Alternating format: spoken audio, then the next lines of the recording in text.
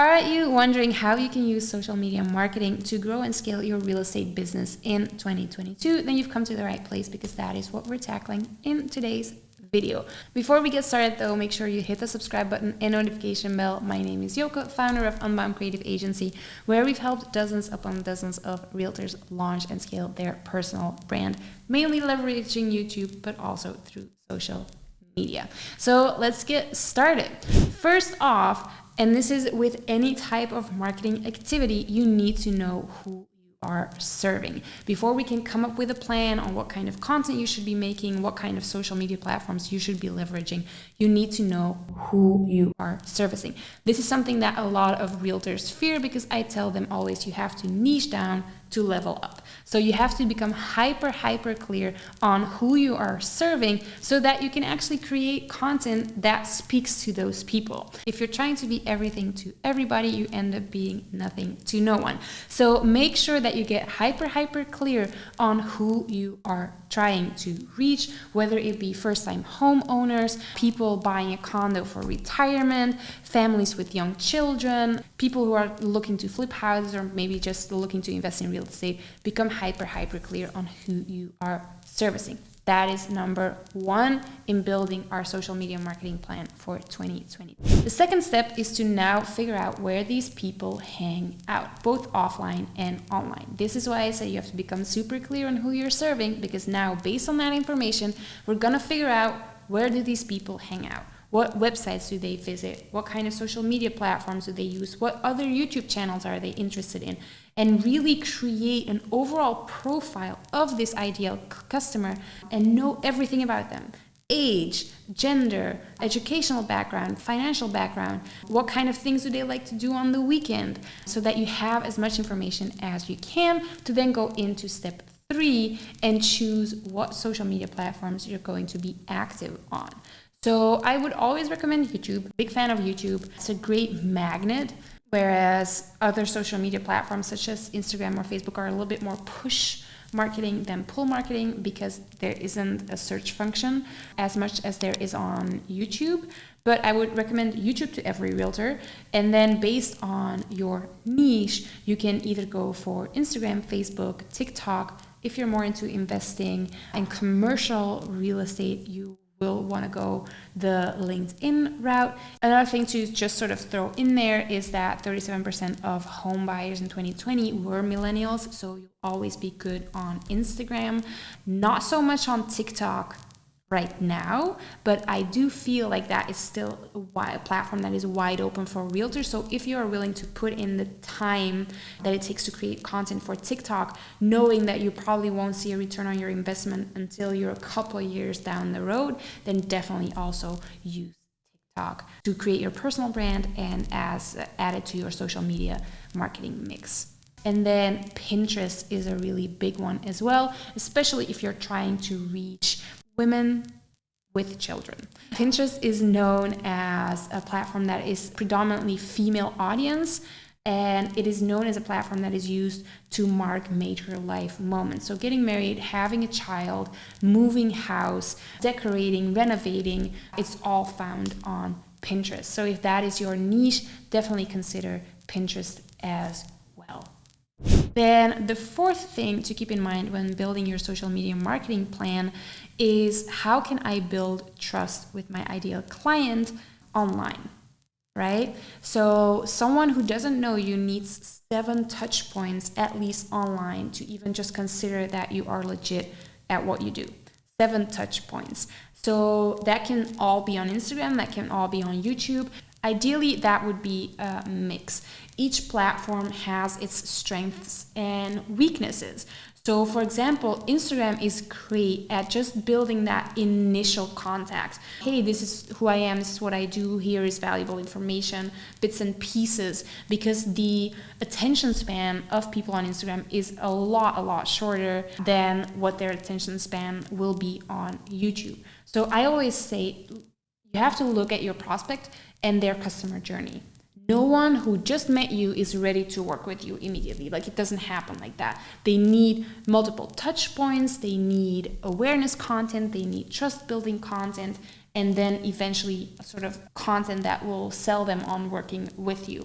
And each platform caters different to that. So Instagram is something where it's a lot quicker. This is like, hey, this is who I am, and that's it. Whereas YouTube, you can put a 30-minute video on there and actually have people watch 30 minutes of you sharing valuable information. They can get to know you. They can sort of build that trust even when you're not speaking to them, simply by watching your YouTube videos. So take a look at the different platforms that you're using and take a look at the content that I'm creating. Is this purely awareness content where I'm telling people like, hey, I'm a realtor, I can help you with this, take a look into my life? Is this actual trust building content, consideration content, as we say in marketing?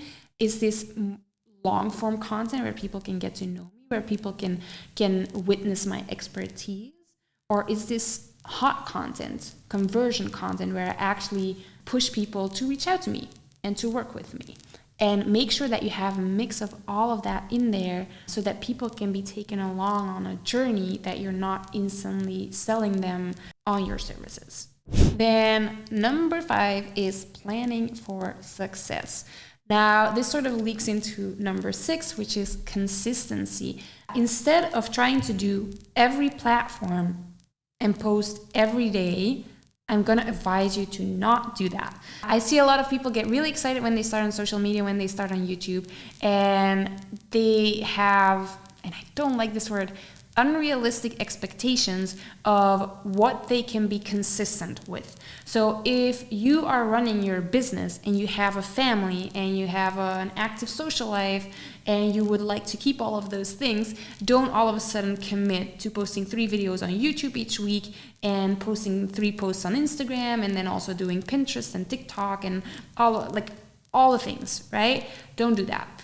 Please don't do that. I would much rather see you succeed with 1 YouTube video consistently over a period of 2 years and 2 posts on Instagram each week and you being active on your stories and that being that. I would much rather see you do that and be consistent, because it is in the consistency that you will actually have success with your social media marketing than you overdoing it at the start, getting discouraged because you're not seeing the return on investment quickly enough, or simply like it's such a huge time investment, I don't like doing this, and then giving up. That, like, I would hate to see you do that. So don't do all the platforms, don't post every day if that is not something that you can be consistent with. When you're starting out, make sure that you take it nice and slow, that you actually set yourself up for success, for consistency, and then once you get the hang of it, or once you start seeing some return on investment, outsource, hire a team, set up certain systems and processes in your business that you can create massive amounts of content from just 1 YouTube video, which is something that we can help you with. But when you start out, slow and steady wins the race.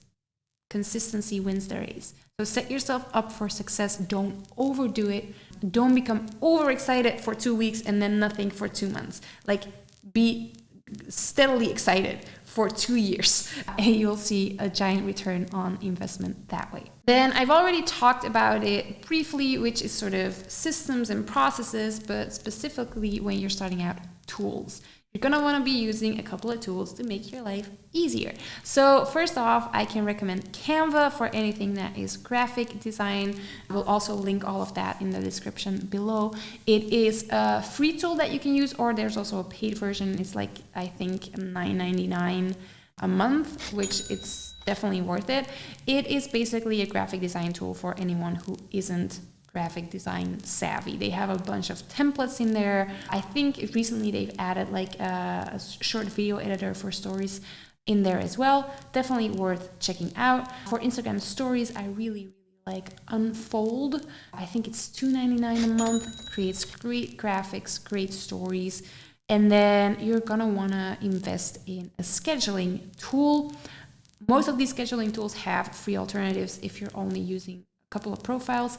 We personally prefer using Buffer, but Hootsuite is also something that a lot of agencies use to schedule out your social media content, so that when you batch create your content once a month, which I will link a video up here on how to do that. If you batch create all of your content in one day, you can then use this tool to schedule it out on your profiles for you over the upcoming months. So you can basically set it and forget it, which is very useful if you're also running a business.